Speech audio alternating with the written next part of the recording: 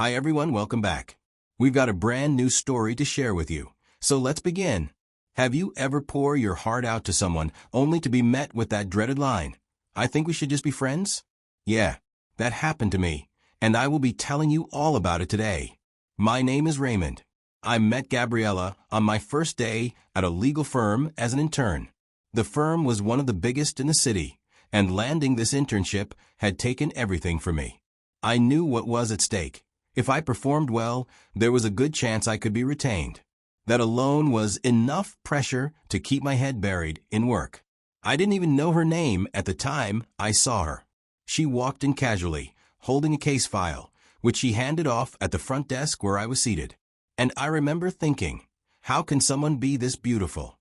I tried to snap myself out of it, reminding myself it was just a passing distraction. I mean, I'd had crushes before that faded with time. But with Gabriella, it felt different from the jump. I thought I'd get over it eventually. If I buried myself in work, this feeling would die off like all the others had. But it didn't. With each passing day, it only got worse. Every time she walked by, I caught myself looking up from my screen. Not even intentionally. It felt stupid, honestly. I was supposed to be laser-focused, trying to prove myself in a room full of sharp minds and overachievers. But there I was, caught up in the idea of someone who hadn't said more than hi or hello to me. Gabriella had lodged herself in my mind without even trying. One Thursday, I was seated at my desk, neck deep in some case files. That was when Gabriella walked over to my corner. I remember how she hesitated for a second before speaking, like she wasn't sure if I was the right person to ask. Her voice was soft, a little unsure, but polite. She needed help figuring out a particular clause in a contract draft our boss had asked her to review. It wasn't exactly something beyond her reach, but she said she had seen me work on a similar file a few days earlier and thought I could explain it better. That moment caught me off guard. Up until then, I had only said quick hi's and hellos to her in passing. Now, she was talking to me. I tried to play it cool, but the truth is, my brain scrambled for words that didn't sound dumb. I showed her what I knew, step by step, making sure she actually understood. We ended up talking longer than I expected about the document at first, but then a bit about work stress and deadlines. It wasn't flirtatious, just warm and human, but for me, it was everything. After she thanked me and walked away, I sat there lost in thought for a few seconds. I felt useful, seen, and important. That one conversation gave me a confidence boost I didn't even know I needed. I wasn't just another intern in the corner anymore. But that moment also made everything harder. Before, I could tell myself that my feelings for her were just surface level, that I'd eventually get over it. But after actually talking to her, whatever I felt before started growing roots. That first real interaction became the thread that started pulling me closer to something I didn't know how to untangle myself from. My lucky break came when I got paired with Gabriella on a major project. This wasn't just any task. They handed us a case that required months of dedication, precision, and a lot of long nights.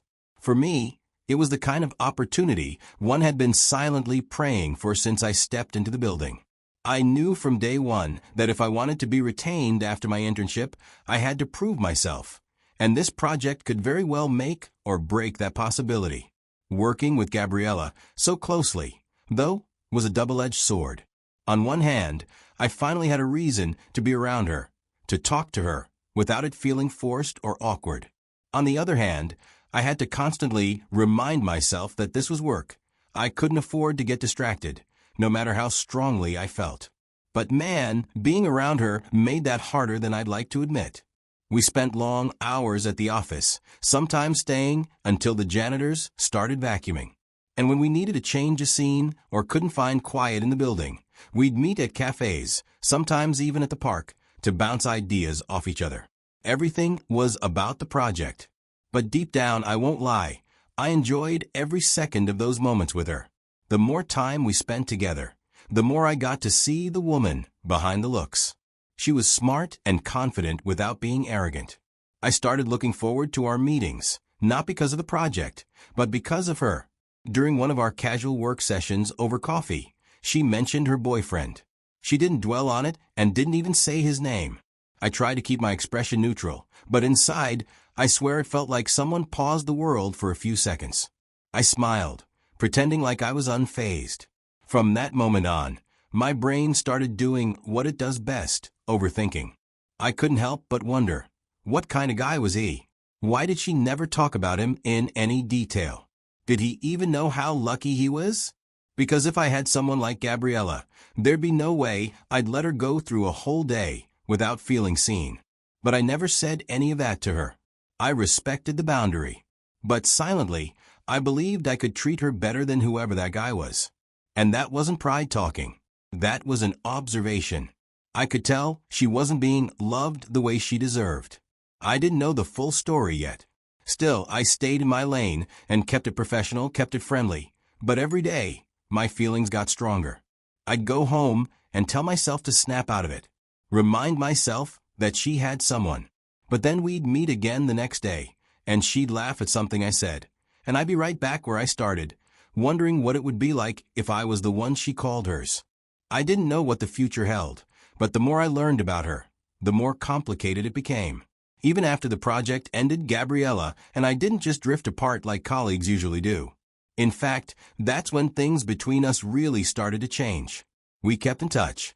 At first, it was casual, but before I knew it, we were confiding in each other, sharing bits of our lives we hadn't told anyone else. She opened up to me slowly. At first, she'd say little things that hinted something was off. Eventually, it slipped out she had a boyfriend. But the way she spoke about him that day told me everything I needed to know, that the guy wasn't good to her. He was emotionally absent, the type who only reached out when it was convenient for him. She told me that she'd literally beg for his attention sometimes. She'd wait hours for a response, cancel her own plans just to match his schedule, and feel like she was walking on eggshells most days. It was like she was trying to earn love that should have been given freely. It hurt to hear. I didn't show it, but inside, I was angry. She talked about it like it was just the way things were, like she had accepted this was what love was supposed to feel like. And even as she wiped tears while recounting the cold texts and empty promises, she'd always say the same thing at the end. I love him. I remember one night, I asked her straight up, why you keep crying over a guy who clearly doesn't care? Her answer? Just a mumbled mess of words I couldn't even make sense of. Then she looked up and said softly, because I love him. That was it. I sat there staring at her, thinking, how? How can you still love someone who makes you feel this small? I didn't get it. I still don't. But what messed me up more was how my feelings didn't pull back. They grew. The more I saw her cry, the more I wanted to be the one who made her smile again. I know that sounds twisted, like her pain was fueling my affection. But that's what was happening. Watching her get broken down by someone who couldn't care less made me want to protect her. Hold her up, be the one constant she could lean on. I couldn't walk away. I didn't want to. I was already in too deep. And I hated that, because it made me question myself. Why was I falling harder for someone who wasn't even available emotionally? One evening, I got a message from Gabriella. I opened the message, and it said she had ended things with her boyfriend. I read it twice just to be sure I wasn't misinterpreting it. She was done with him. Part of me felt happy. It was a quiet wave of relief you feel when someone you care about finally walks away from something or someone that's been hurting them. But if I'm being brutally honest, I was also glad because it gave me hope. Selfish? Maybe. But I had spent months watching her break down, cry over him, bend herself just to be noticed, just to be heard. And now she was free. After that, things between us shifted enough that I noticed. She started talking to me more. She laughed more around me and let her guard down a little. We started going out more frequently. If you saw us from afar, you'd think we were dating. No one would guess we were just co-workers. I became her safe space, and I welcomed it. Still, I was careful. I didn't rush anything. I didn't want to be the rebound or the emotional bandage. I wanted her to feel whole again, by herself, before anything else. So I gave her time. I covered for her at work when she needed a break. If she needed someone to talk to, I was there. If she needed silence, I respected that too. Through it all, I felt like she saw me differently, as someone who genuinely cared. Someone who didn't want anything from her but peace and healing. I spent months showing up for Gabriella, but my feelings didn't go away. They grew. Every time she leaned her head on my shoulder or sent me a random "thank you for being you" message, I felt like maybe, just maybe, she was beginning to see me the way I saw her. It took me a long time to build the courage to share my feelings with her. I kept thinking, what if she's just waiting for me to say something first? I convinced myself that being honest was the least I owed myself. So one night, when we were just sitting in my car after grabbing a bite, I looked at her and said, "I care about you. More than just a friend." My voice shook a bit. I wasn't expecting her to jump into my arms. I just wanted her to know how deep this ran for me. But the silence that followed made everything feel cold. She didn't look at me right away. She just stared out the window for a moment, then looked down, took a slow breath, and said softly, "I don't feel the same. I think we should just be friends." It felt like someone had slammed a door on my chest. Still, I smiled, nodded like it was fine, and said, "I understand." I said it to make her feel better. But inside, I knew something had changed. I wasn't going to keep pretending I was okay with crumbs when I was offering a full meal. I wasn't going to stay in the background. That night, I made a silent promise to myself. I was done playing the role of her emotional support system when she couldn't return what I gave. So I started pulling back, slowly but intentionally. I stopped texting first. I didn't call anymore. I stopped waiting for her outside the office or checking in when she sounded off. The late-night phone calls ended. The lunch hangout stopped. I even removed her from my social media, not as a petty move, but because every time I saw her face or her posts, it reopened a wound I was trying to close. At work, we still saw each other. That part didn't change. But now it was just a quiet "hey" in the hallway. Everything, now, reduced to professional distance. I needed it. I needed space from the girl who had my heart but didn't want it. This was about protecting myself. Setting a boundary wasn't cruel. It was necessary. Because love shouldn't be one-sided, and friendship shouldn't feel like emotional labor when your heart is still healing. One quiet evening at the office, when most people had already packed up and left, and the usual hum of chatter had died down to the occasional footsteps. I was at my desk, finishing up some files, when I saw Gabriella. She stood there for a second like she was gathering the courage to say something. Then she walked up to me. Her voice was soft but direct. "Hey, where have you been? I miss talking to you. Why did you block me on all social media?" I looked at her, then took a breath before I spoke, because I didn't want my words to come out as spiteful. I told her, "You said you just wanted us to be friends. And I meant it when I said I understood. But what you probably didn't realize is, understanding also meant stepping away. Because what I wanted isn't what you wanted. And I couldn't keep pretending it didn't matter." She didn't say anything at first. Just stood there and took it in. "Just the same way I understood you," I said again, this time slower. "I expect you to understand me too." She nodded, slowly. Her face looked tired, like someone carrying the weight of a choice they were no longer sure about. Then, without saying another word, she turned and left. So sometime after our last conversation, I heard through the grapevine that Gabriella had gotten back with her ex. The same toxic guy who barely made time for her, who treated her like she was disposable.